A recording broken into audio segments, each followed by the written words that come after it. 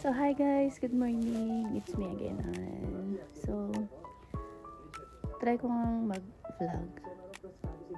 Pupunta ako ng palengke, samahan niyo ako. So anyways, sa mga hindi nakakaalam, I'm an OFW dito sa Taiwan for 10 years. 10 years na nga. Magta 10 years na ako this coming September.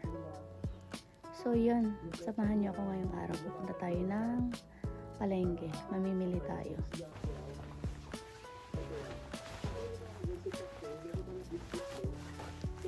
Let's go!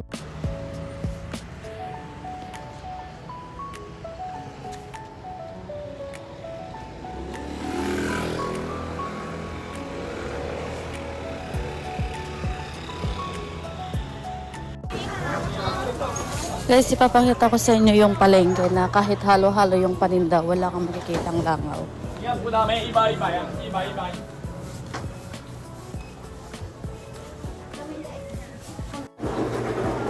guys, halo-halo yung paninda dito. Ayan, prutasan.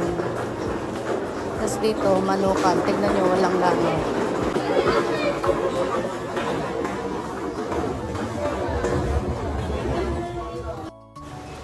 Tapos dito guys, damitan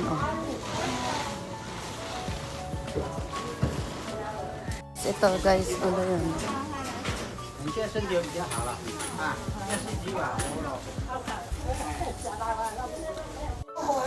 Guys, tingnan nyo yan walang langaw. Siya wala ikaw. 这个我有。好，有小吗？要150, kayo mo. 多利火爆。 Guys, tignan nyo yung isdaan nila dito. Di ba walang langaw?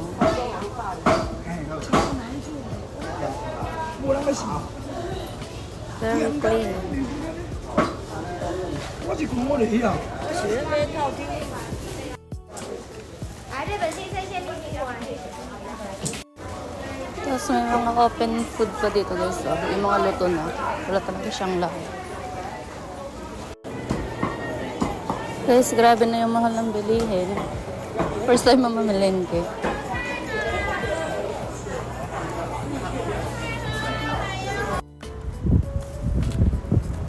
So yun guys. Tapos na tayong mamili. Gawin na tayo. Papakita ko sa inyo yung pinamili ko at kung magkano. Sobrang mahal ang bilhin. So yun guys, ito na yung pinamili natin. Tignan natin kung gaano kamahal mamalengke. So bumili ako ng Baguio beans. This is worth 40 NTD. Equivalent 70 something sa peso. Tapos i-adobo ko to guys. Alam niyo ba yun? Yung lagyan mo ng konting karne. Tapos igigisa.